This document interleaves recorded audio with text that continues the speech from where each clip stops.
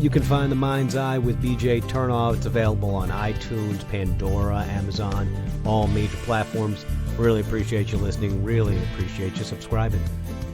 Feed your head, engage your brain, and enter the mind's eye.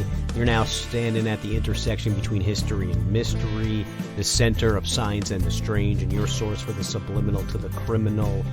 I'm DJ BJ Turnoff, host of this auditorium of audacity. Over the past few episodes, it seems like the running theme can now kind of be summed up as what was once lost is now found, and in different iterations, and that's still going to be the name of the game for tonight's show. Archaeological discoveries like Gobekli Tepe, they have been pushing back the accepted timeline of when advanced civilizations first developed, since we can now pretty much establish that there were high societies thousands of years before what was initially thought and accepted, and near the turn of the Ice Age. Then maybe we have to at least somewhat start seriously investigating the legitimacy of the ultimate forgotten civilization, Atlantis. And I'm not just talking as some type lost world archetype, but as real remains of an advanced civilization. My guest, J.D. Kenyon, he's going to reveal some startling information about the Atlantis myth, ancient mysterious clues left behind that point to an actual location, that Atlantis is buried somewhere underneath the desert or in the oceans. I recently posted one of those possible locations advanced in JD's book, Ghosts of Atlantis. It's posted on our Facebook and Twitter pages. I also have been posting excerpts from it all week. You can find the links to our social media pages on the website, themindseyemedia.com. Tons of free content over there, over 100 free episodes, a bunch of blogs that I've written, highly curated news articles that I read personally that I think you should be doing the same. One that you can read right now is, I think I posted about a week ago, is about the cryptic origins of a 26-foot penis on a hillside. You should be thinking sexy Nazca line, maybe.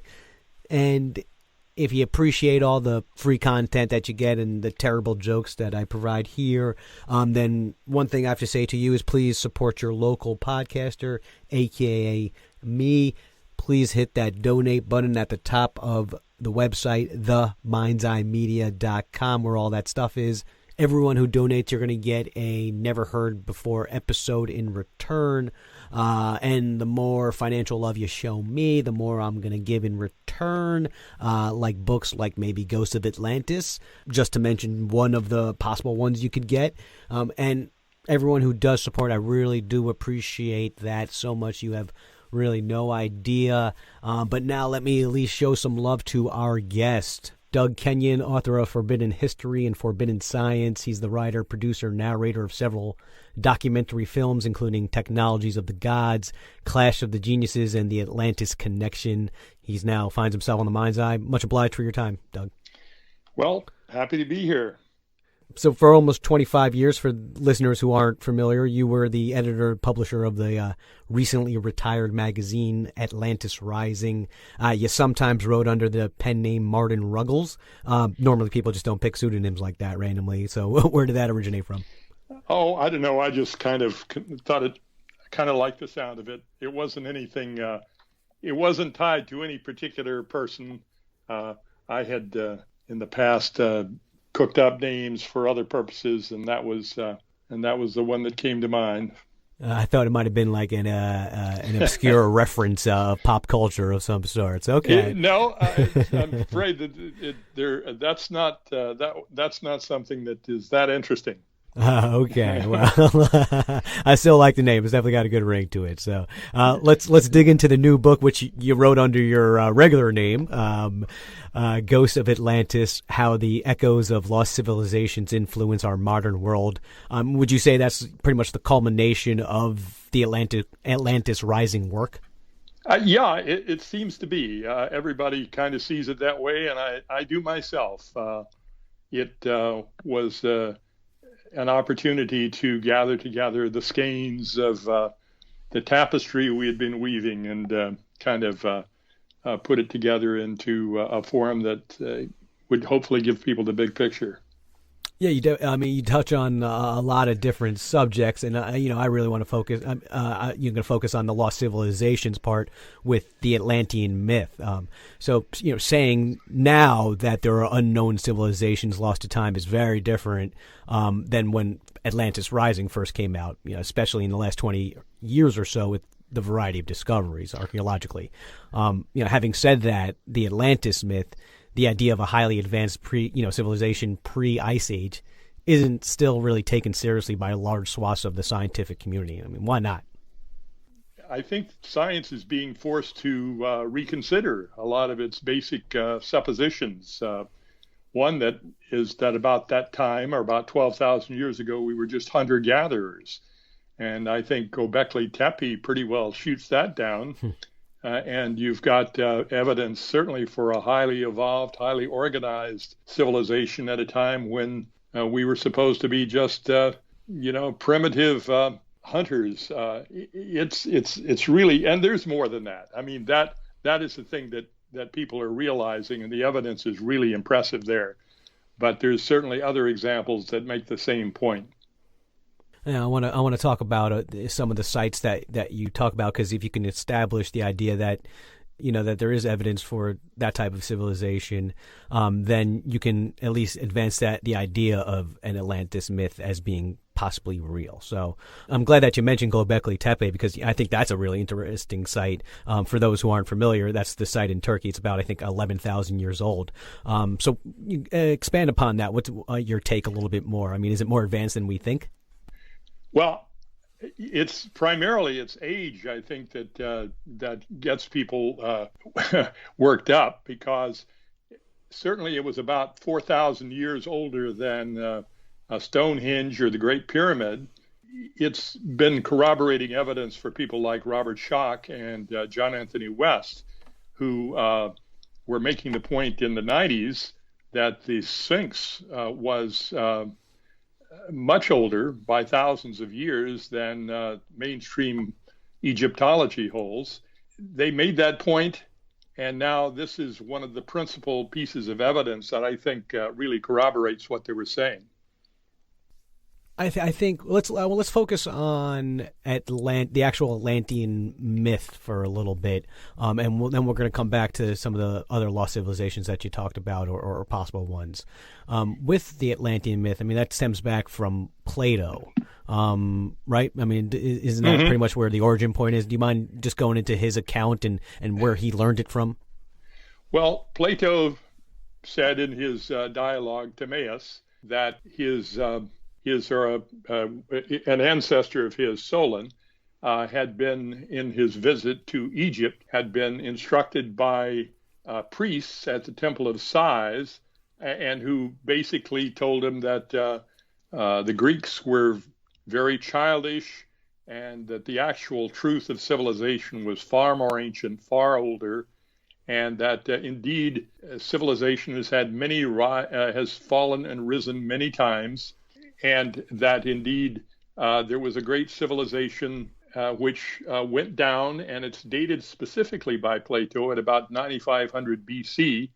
You can deduce that from the age of Solon, or when Solon relayed the story to Plato. It times perfectly with the Younger Dryas, or the sinking of Atlantis. So that's basically, he tells how Atlantis rose to great heights, how it was at war with Greece, and then basically it ended up going down in a single night, in a great cataclysm. And so that's the basic story that you get from Plato, and there are other stories that are similar, like the story of the flood in the Bible, for example, and there are other stories of an advanced age brought to an end through some cataclysm. And I think that's really interesting with the dating of Atlantis through Plato, because you kind of got on one point that it lines up with the mini ice age. It's also contemporaneous with Gobekli Tepe. Right. And how would he have known, like, that actual? Would he have been able to know about the ice age and that actual dating and age? No, of course not. He didn't. It's about 9,000 years later. There was no knowledge that we're aware of that there was some kind of an ice age or anything like that in history, in Greek history. The fact that he was able to identify the time is very significant. It shouldn't be just dismissed as coincidence, which is where I think orthodoxy wants to go. Yeah, you can't really just pick that number out of anywhere, particularly if we accept the fact that they didn't have that knowledge and how that lines up. Like you said, that there's no coincidences. So it tells us that and reflects that how obviously Plato had a lot of knowledge and much more knowledge than we may have realized. And something that you talked about in the book Ghosts of Atlantis was how there was a Plato Code. What did that reveal more about Atlantis and some of the ideas connected? Well, the Plato Code that we mentioned was just evidence that's been found that he used in his writings, and that there was a code that he developed. But I don't know if we can associate that with what he was saying about Atlantis. But I think there is many great enlightened individuals in history had to learn to speak in code in order to protect themselves. And I think there's evidence that was true with Plato, and it was certainly true with others. One of the reasons that you have a lot of the knowledge of ancient times is revealed only in secrets, in secret language, and you have to be able to kind of get into that and unravel it. It's the language of initiates, and Plato was one who certainly who used that.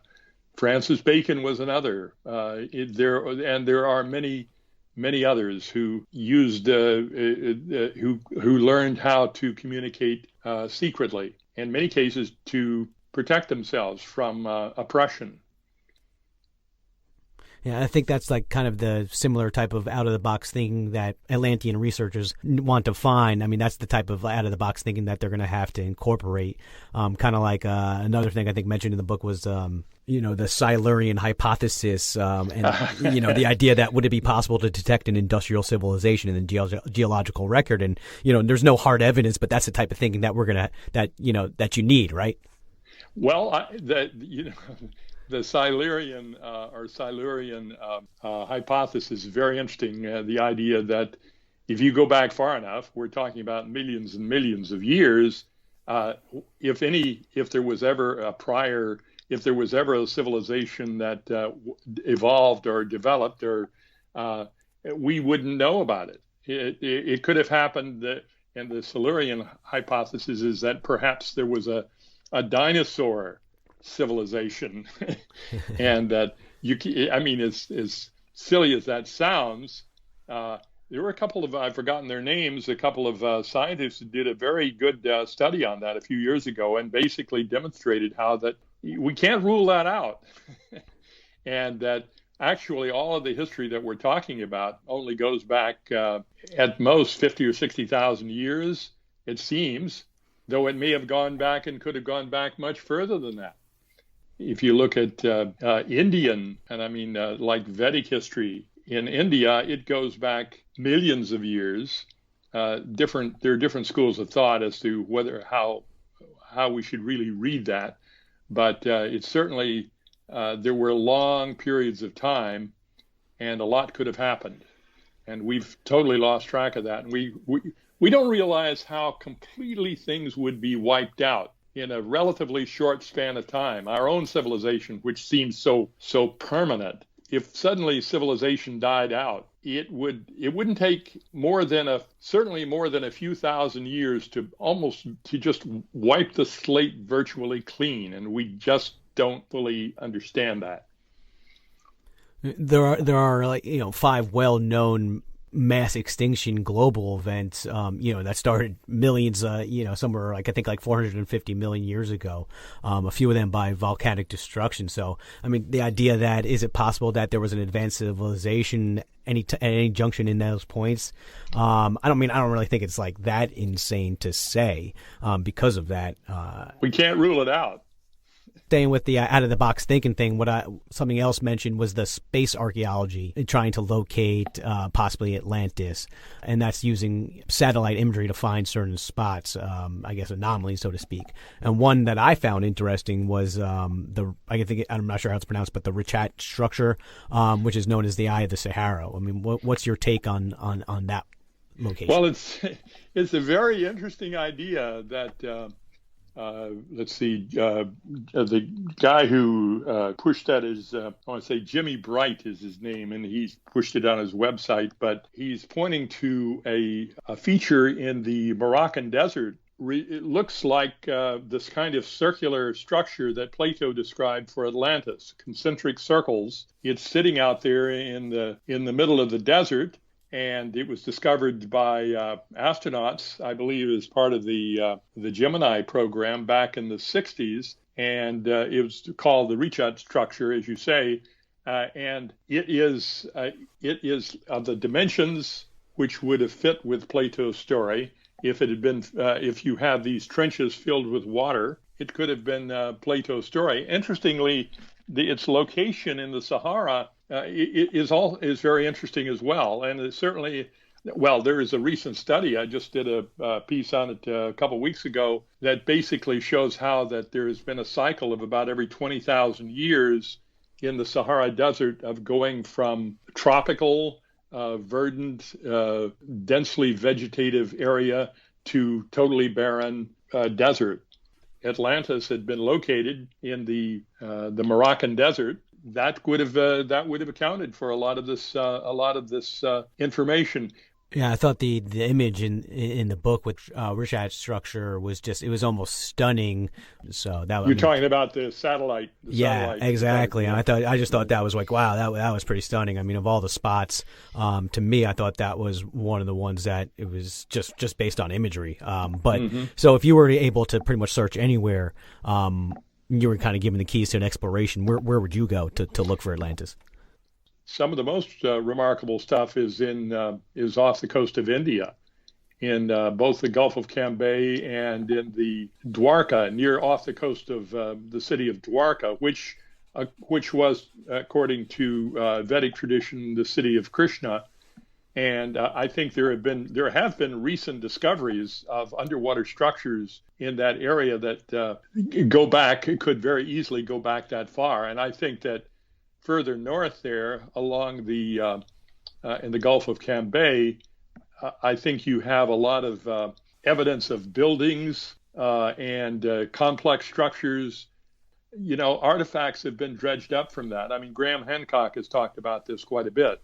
In fact, on his site, they've got this. In fact, we cite the paper that was done by respected Indian scientist, I believe his name is Badrinarayan, and who produced a great deal of evidence that there's a structure there. And also, I think you have to look at Rama's Bridge, or that land link between Sri Lanka and India, where I think it looks like there was some kind of an actual artificial bridge running on for miles connecting those two, Sri Lanka and India. Problem, with outside of the Atlantis being, mythology until we have real evidence, is that it is an oceanic civilization. And with our exploration, I mean, we've barely kind of scraped the surface of ocean exploration. I mean, there's probably still more than 80% of the ocean that is unmapped and unexplored. And you have to remember that 11,500 years ago, a lot of what is now beneath the waves was dry land. So huge coastal areas in almost the entire world were basically inundated by oceans, and we now cannot, we have no idea what's there. I kind of think that the search for Atlantis is kind of a twofold thing. It's not only a physical expedition for Atlantis, but it's also kind of an existential quest for humanity's hidden history. So of all exactly. Please expand upon that if you want. Well, that's the primary point that we're trying to make in the book, because we're talking about. We're asking people to develop a larger perspective for looking at Atlantis, to understand it not just as a physical artifact, but to understand it as a representing something which exists in our psyche, something that exists in our unconscious mind that we have buried and lost contact with because of the traumatic circumstances under which we lost it. And the result is that we're scarred, emotionally, and a lot of the things that we experience in terms of how our civilization is so screwed up is related to the fact that there's this huge buried archipelago of knowledge or of experience that we have totally cut ourselves off from. The idea is that amnesia. I believe that's how you have to look at it, as Graham Hancock says, as we're a species with amnesia. Of course, we rely a lot on the work of Immanuel Velikovsky, who wrote Earth and Amnesia, and you have to look at the implications of that, which are that if society goes through something very so traumatic, that in the aftermath of that, there is there's an attempt to recover. There's a desire to somehow regain one's equilibrium. And in the process, you throw a lot overboard. You end up kind of having to start over again. And so you end up with a lot of strange superstitions and strange beliefs and so forth that are basically the result of this response to a terrible trauma that we went through. And I think to understand our civilization, you really need that. I think it's a major missing piece. It accounts for a lot, and that's a lot of what we're trying to get across in the book. So you got the idea that these lost, highly evolved civilizations have been lost to time because of a cultural amnesia from the trauma that was too great from these mass extinction events. But then we also have cataclysmic destruction tales that litter culture's mythology. So aren't those two competing ideas?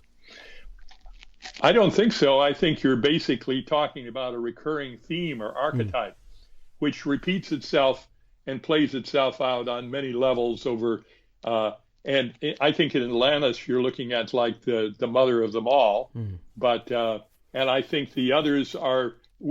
That's one of the things that results from this kind of an experience is you keep walking in a circle. You keep repeating yourself, because you're trying to come to grips with the fundamental truth of it all. And in the process, you keep revisiting the ancient haunts, if you will. But you do this in an unconscious kind of way.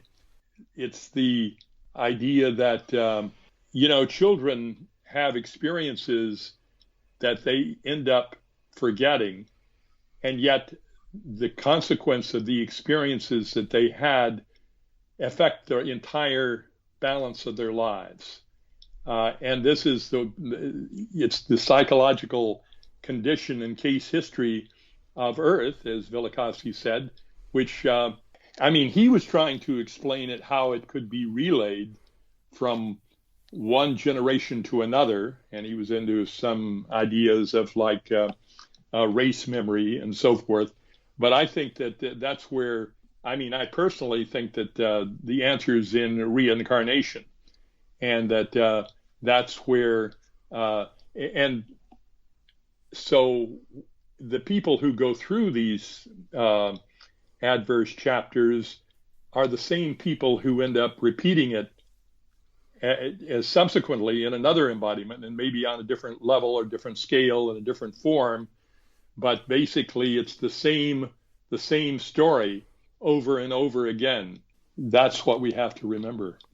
I can see a dramatic development in, not for me, I'm talking about, but for civilization in general that has been unfolding for a long time, and I think it's certainly coming to some kind of crescendo or some kind of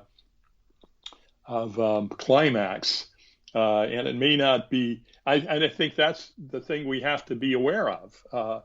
That means that we're at great risk of repeating perhaps an old drama, and that's what we want to avoid if we can. Well, I appreciate trying to put your stamp on it and stamp it out, I guess, so we can learn at least from those lessons maybe one of these days. But I really appreciate Doug, talking about Ghost of Atlantis, how the echoes of lost civilizations influence our modern world. So, you always got an open door here for sure. Well, thank you very much. I'll put you on the list for the next embodiment. All right. Even over hundreds of years, our fascination with the Atlantis myth hasn't diminished in any way. And similar to another bloodier myth that we're going to look at next one that continues to captivate us, particularly in today's pop culture scene, and that is the vampire legend. Dr. Catherine Harkup, she returns to the show. She's going to share how much of the vampire lore is based in fact, and if science can explain the real origins of the vampire myth. You should definitely join us for that one. Until then, be well and let well be. I'm DJ BJ Turnoff signing off for The Mind's Eye.